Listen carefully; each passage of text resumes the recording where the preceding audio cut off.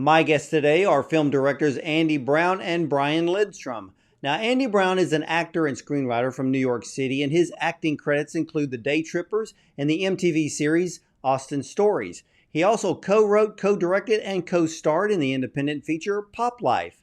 But as a writer-director, Andy co-created the series The Horrible, Terrible Misadventures of David Atkins, which won an award at the New York Television Festival. He has also worked in series development for Marshall Brickman and Castle Rock Entertainment, and he is currently working on a documentary about the music scene in New Orleans. And we have Brian Lindstrom, whose award-winning films explore the inner resources of marginalized people. His 2019 New York Times op doc, We Are Forbidden, produced with his wife Cheryl Strayed, is a film empowering teen girls in Nepal to share their experiences of menstrual stigma. Brian also did The Mothering Inside, which follows incarcerated moms and their children, which was instrumental in the advocacy movement, which made Oregon the first state to pass a Bill of Rights for the children of incarcerated parents. Now, his film Alien Boy, The Life and Death of James Chaussee, is an intense examination of police brutality in the death of a nonviolent man and experiencing mental illness.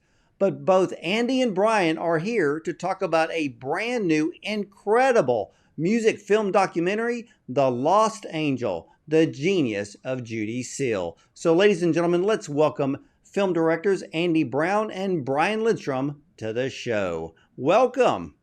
Thank you, Ward. Thanks, Ward. Well, I have to ask right off the bat, who is Judee Sill? Well, Judy was the first artist signed to David Geffen's Asylum Records, which included her label mates, Linda Ronstadt, Jackson Browne, Crosby, Stills, and Nash, Linda Ronstadt. And she was born in LA. She moved to Oakland as a young girl, then back to LA, where she spent most of the rest of her life. She made two beautiful records for Asylum, and then sadly died of a overdose in 1979. So why did you want to tell her story? Well, I think it was the main thing, of course, was just the majesty of her music. You know, we were both blown away by it, and we thought, how is it that we have never heard of her? And we wanted to make sure that other people found their way to her incredible music. But I think we're equally drawn to her life story, which was completely a surprise, especially given the kind of ethereal, spiritual nature of her music. You know, when you find out some of the kind of harder facts of her life, at the first glance, it seems incongruous. But the more we got into her story and the more we understood about who she was, it sort of all made sense. Yeah, her backstory and her music. Wow. Part of it, I guess you could call it synergy, but her life also dictated her songwriting. How would you describe her style of music? Well, she really differed from her label mates, who are more in that Laurel Canyon, I guess you'd call it folk rock tradition. And her influences were more classical, gospel. She said her main influences were Bach, Pythagoras, and Ray Charles. Her grandmother was from Texas, and she learned all those, Chill Will's Texas folk songs from an early age. So that's in there as well. I think she had perfect pitch, so she was gifted with that, and I guess she combined a lot of that childhood trauma she went through, influenced her lyrics, but she had the musical chops to pull off the songwriting that she was attempting to do. Yeah, her songwriting, wow.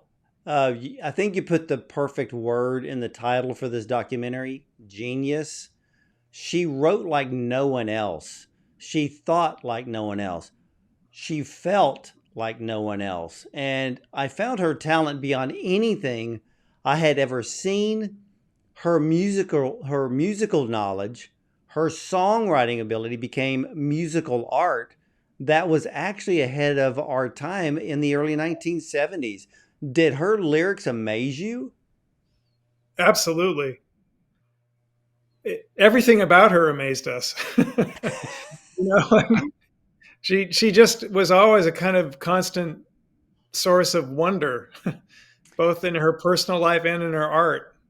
And it was so rewarding for us these last, what, 9, 10 years to be really kind of living with her, if you will. I mean, she was a big part of our lives and continues to be.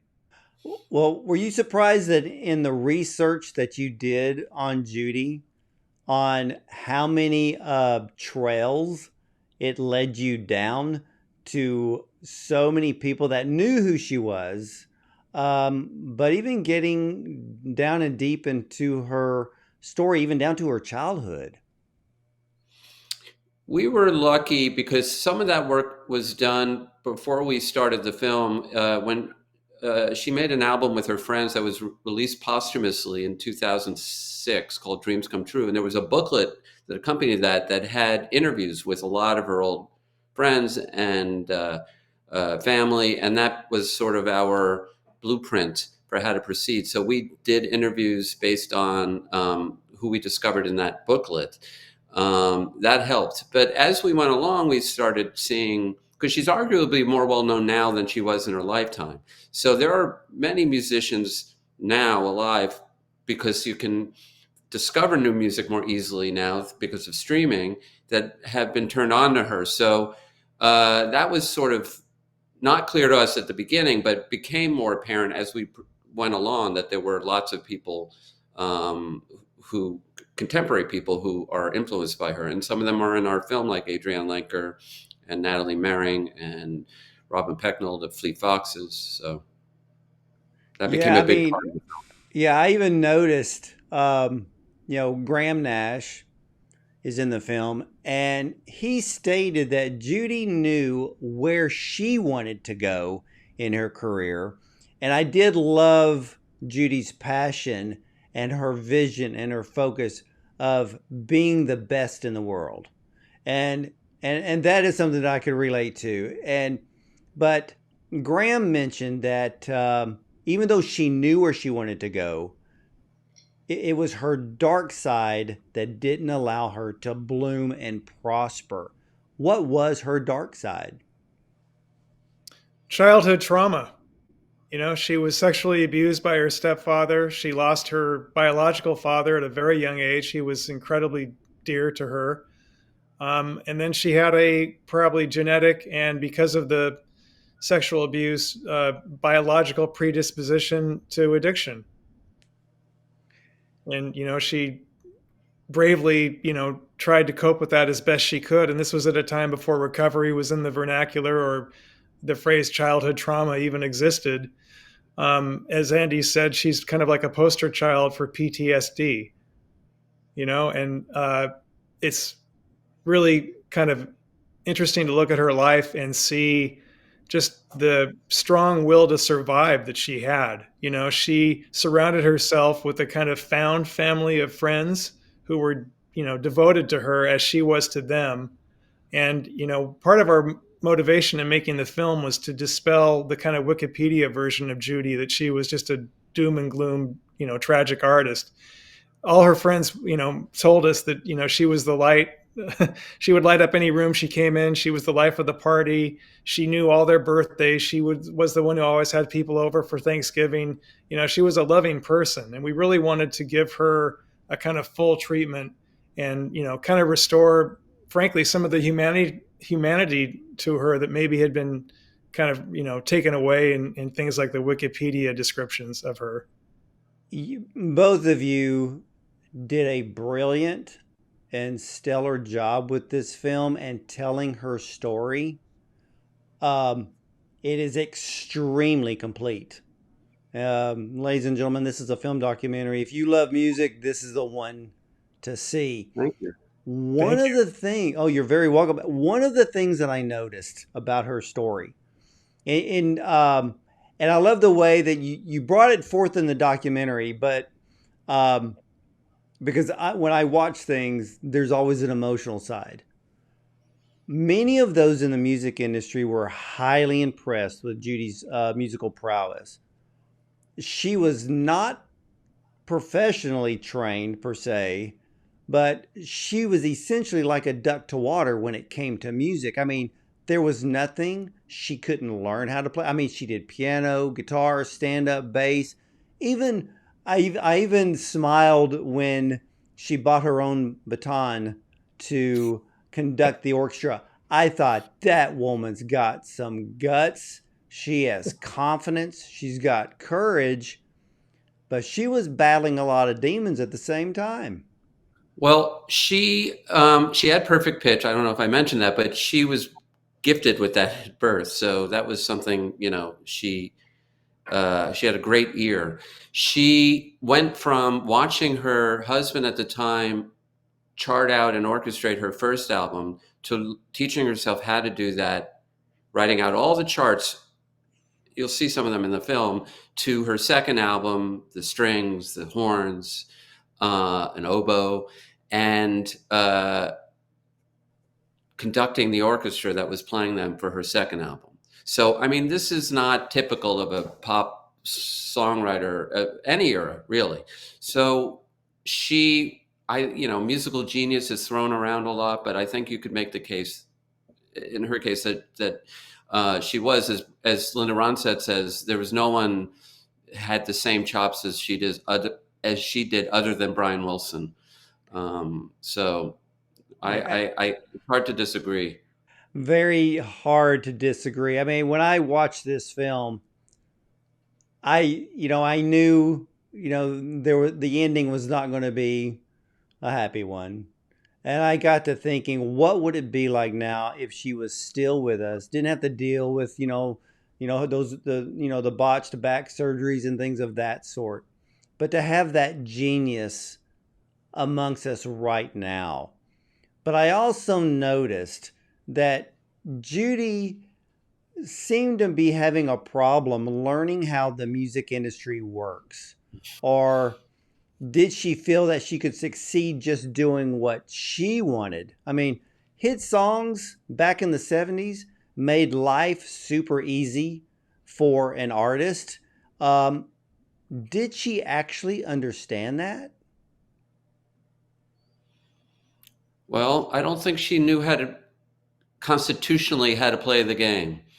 J.D. Souther in the film says she had sharp elbows, and she also was there was no BS about her. So she, didn't necessarily, she rubbed people the wrong way sometimes. As we all know, I mean, if you know her story at all, it alienated David Geffen to some degree. We don't know how much, but it definitely seemed to have, to some degree. And in her mind, it contributed to derailing her career. I think she was aware of this tendency in her, but she just, she was a truth teller and was as harsh on herself as to anyone else. I So also as you'll think see, that she was, she felt she was put here to save people through music, and that, she was receiving the music, from the heavens, and she was not willing to compromise. I noticed that, especially with the clip within the film, where the producer would say, when she's in the studio and you're trying to produce a record, you're basically not doing anything because she's doing everything. And it was basically in her mind, her way or the highway, because it was her songs and her creativity that she felt is going to make this amazing record. She also battled the fact that all of her label mates all had hit songs. And I think that she knew in her own heart that her songs were just as good. The public wasn't feeling it at that time, even though her songs were far ahead of their time. But I was wondering, and maybe a bit surprised, that the record executives didn't really step in and explain to her how the music industry works, maybe even supplying songwriters whose jobs are literally to write hit songs and for her to sing. I think she considered trying to write hit songs. And in her journals later on, there are attempts to do that. At that point, though, she had lost label support. I think, as somebody, a friend of hers who's not in the film, had said to me, that it was so hard for her the first time going from kicking heroin in prison and telling herself if she could do that, she could do anything, and she wanted to be a singer-songwriter, to 4 years later being on the cover of Rolling Stone. And that was so hard that the idea of doing that again after she had lost the label support and had the back surgeries and all that was just overwhelmingly difficult. And she was in a lot of physical pain as well. So but in the journals, there were attempts. Right, it said, write a song for Linda, meaning Ronstadt, write a song for Emmylou. I think she wanted to do that, but by that point, things had taken a difficult turn for her. Yeah, I was wondering because after the second album and then when she got dropped, I was wondering, were there any other labels in the industry that wanted to pick her up? Or was it just stories behind the scenes of possibly her drug use and the possible story about her bad-mouthing David Geffen? Well, they made a concerted effort with Dreams Come True, the last album she recorded, to find a label.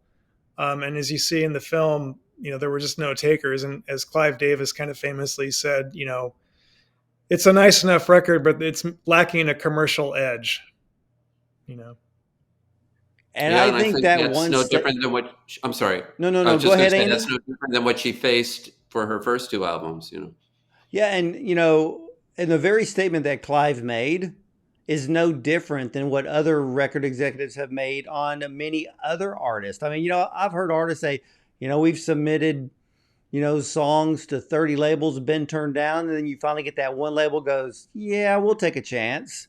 And then they end up selling millions of records. But I understand where Clive is coming from, because in the 1970s, it was all about commercial appeal. It was about getting on the radio, people singing your songs and buying your music. And it just didn't really hit hard enough for the record label as well as for Judy. Mm-hmm. To be worth an investment into an artist that was, necessary at that time. It's true. And I think she really it was also just so, she was facing all these other problems that just combined to make the effort just overwhelming. But she never gave up. She kept writing songs up until 3 days before she died. We found songs. She didn't want to die. She was terrified of dying of an OD. She says, if you die of an OD, you'll be in limbo for 100 years. And the worst part of that is you'll be bored. But she believed it. And so, but she had a disease.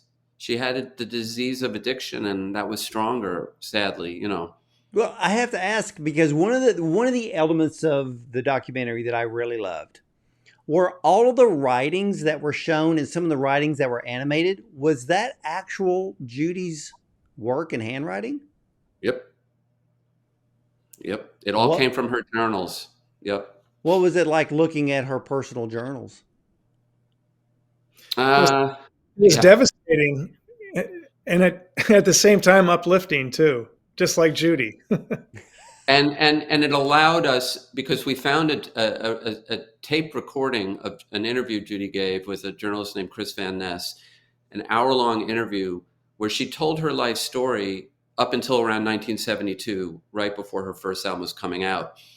And so we wanted to tell the story in Judy's voice. That allowed us to do that. And the journals cover 73 to the end of her life. So we could construct a voiceover out of her written diary entries that an voice actress reads.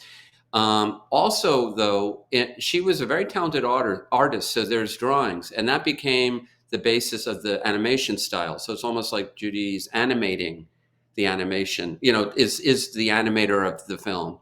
And then lastly, we got the multi-tracks for Heart Food and Dreams Come True. So we could use those to score the film as if Judy were scoring the film.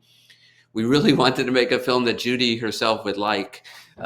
So that was a big goal of ours. So the journals were crucial in providing both voiceover and animation inspiration. Well, for both of you, um, because you're co-directors on this film, uh, which part did each of you co-direct? Well, I think the beauty of it is all of it. You know, it was a complete collaboration, and I would include our editor Mike Ward in that, and also our producer Peter Kenny. Um, and what I loved about this project was it didn't matter whose idea it was, whatever was the best idea carried the day. And there's a real energy and kind of generosity of spirit in working that way. And I also think it allowed us to kind of honor Judy in the best way possible. Yeah, and I think it's you have to respect each other's opinions. So you try everything, even if you don't think it's a good idea. I mean, so many times I was wrong about something I didn't think was a good idea, and when you see it, it was. And one of the reasons it took us nearly 10 years to make the film is that we had to try all these ideas. We had to just do everything. So we worked on Zoom during COVID.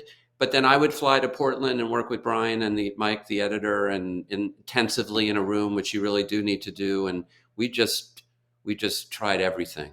Well, so what, I mean, it sounds kind of tedious, but it wasn't. It was exhilarating, really. Because it's a sense of discovery, you know? Yeah. Well, you know what makes this film very, very special?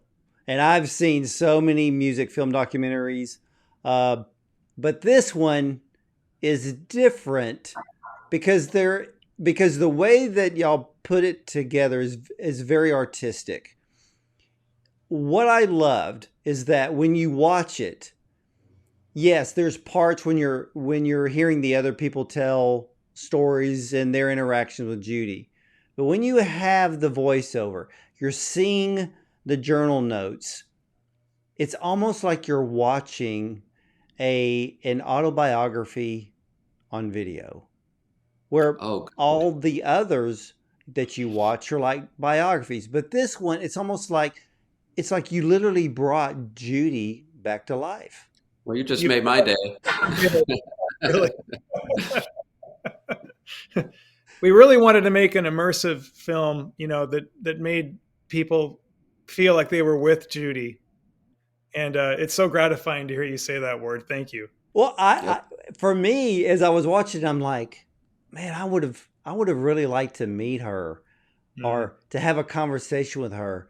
But I also felt deep sadness for her because one instant she is full of joy, and in the next moment it is absolutely pain and despair. And when she's like, God, you know, I know you got a plan for me. And then the one next moment is like, where are you? You know, can you hear me? Do you know that I'm here? And it's just like, oh my gosh. I mean, it's like, you know, I've heard these stories from other people, but the way you put this together, the audience is going to feel her emotions. They're going to feel and live what she's feeling and what is, how her heart is beating. That's why this film is so amazing. And this film should be winning an award one right after the other. It's that good. So kudos to both of you on this incredible film. But I have to ask, because there's one section of this film that I replayed because I got to thinking about it.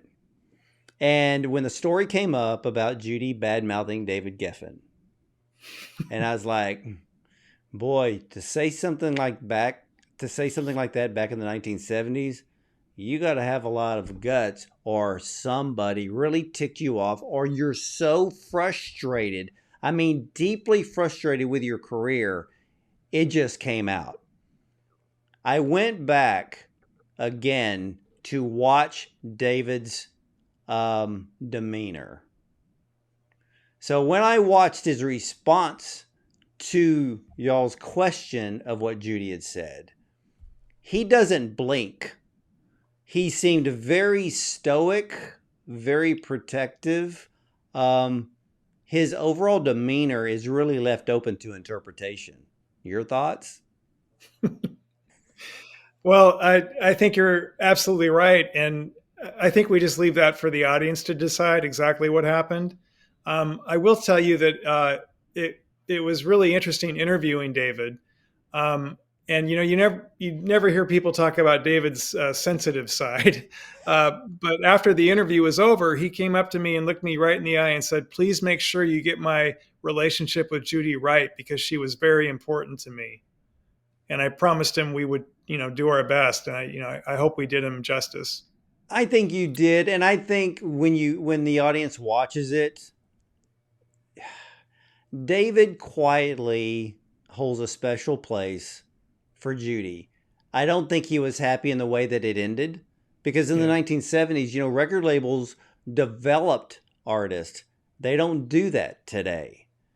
And I feel that he wishes he had more time with Judy, but just with certain circumstances that we may all never know, just prevented that from happening. But do you feel that the only person standing in Judy's way to success was Judy herself? Well, I think you have to consider that as a big factor. I do think there probably is some truth to Asylum maybe pulling back a little publicity after that happened, and David's not remembering it or whatever. As you might hear in the film, I think it was so painful to her that her second album, Heartbeat, this beautiful album, sold less than her first album. And in some ways, it might have been easier to blame Geffen and what she had done and how she had blown it to the weak sales. I mean, that was the cause of her losing her label support, and not the fact that the sales were poor. And one other thing I'll point out is that in the journals, like I said, covers from 73 on, there's not a single mention of David Geffen. That says something, I guess. But she did tell all her friends that she said something and she blew it. She knew it and she felt bad about it. So I have no doubt that she knew that she had done something, that she had gotten in her own way. I would have never dropped her from the label if it was due to just the outburst. It's a human reaction. It's frustration of seeing all of your label mates have these huge number one hit songs, great albums, and then you're not doing so well.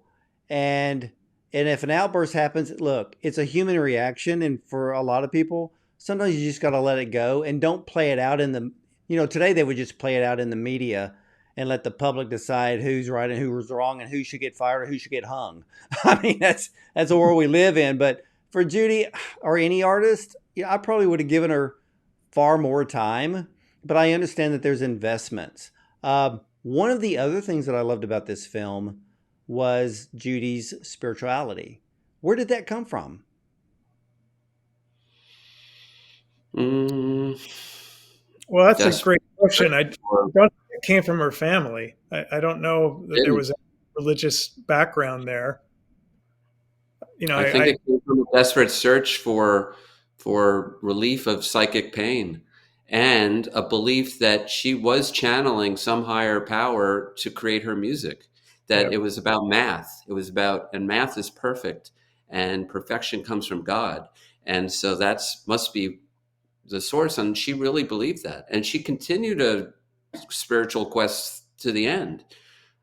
So that was genuine. She did. And one of the people that you had in the documentary, a young woman, and I think she mentioned it twice, where Judy looked at the spirituality of God, but also it was intertwined with sensuality.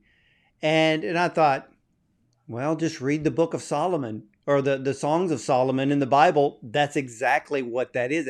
That's sensuality and the Lord being meshed together, so to speak. So Judy's thought process and her spirituality ran extremely deep. That was another reason why her songs are so far ahead of their time. I was telling Brian before the interview, even right now, if you go on Spotify and you listen to Judy Sills songs, you're like, this stuff would sell today. So I think she missed her calling by 40 years. Mm-hmm. Yeah. And it's Absolutely. obviously sad and bittersweet that she can't enjoy this, but she'd be delighted. Yeah. And the very things that perhaps prevented her music from reaching that wide audience when she was alive are the exact same things that are attracting this bigger audience now that she's dead. Indeed. Now, well, where can everyone see this film? Well, we start streaming on April 12th on Apple and Amazon, and we're opening in New York at the IFC Center, New York City, on the 12th or the 11th, and then on the 12th in LA at what theater is that, Brian? The Laemmle NoHo 7. Yeah. And then at some select theaters around the country. You can find out the best places, Instagram or Facebook. On Instagram, it's Judy Sill Doc. On Facebook, it's Los Angeles, Genius of Judee Sill. That's where you can find out more. You can also go to the Greenwich Entertainment's website, and the film has a website there. Ah, great. And ladies and gentlemen, if you love music history, then you need to make your way to the theater and see The Lost Angel, the genius, and I mean the emphasis on genius, of Judy Sills. The never before told story of folk rock icon Judy Sills, who in just 2 years went from living in a car to appearing on the cover of Rolling Stone. And the documentary charts her troubled adolescence through her meteoric rise in the music world and her early tragic death. The film features Linda Ronstadt, Jackson Browne, even David Crosby, Graham Nash, even David Geffen, and so many more. Andy, Brian, I have to tell you one thing. You put out a film that is like no other. It has a personal touch. It's emotional for a music film documentary. And like I said, I don't think any film documentary has ever been created that has the very essence of feeling like an autobiography of someone that is no longer with us. You're both brilliant and a stellar job. Thank you so much. Really appreciate it. Thanks a million. You're very welcome. And again, ladies and gentlemen, we all love Instagram, so head over to Judy Sills Doc, D-O-C, and you'll be able to find all of the theaters. And again, it's streaming April 12th, beginning on Apple TV and Prime, so get ready for that. Hey, I would rather see this film in the big theater to get the full sound and just to get the full emotion of who Judy Sills was. And of course, get on Spotify, listen to her incredible songs, and you're going to understand, just like Andy, Brian, even myself, her songs are far, far ahead of their time. And, well, we can just praise the Lord that we have Judy Sills' music still with us so that we can have our time and just sit back with a pair of headphones on and soak in her masterful songwriting, her voice, and her incredible musical talent. And ladies and gentlemen, you can catch all of the replays of our interviews with the top film directors, producers, screenwriters, and actors, and so much more at Bond on Cinema. We're also available on YouTube as well as a dozen audio platforms as well. So I want to thank you for watching and listening. And as for me, I'll either see you at the movies or from the red carpet.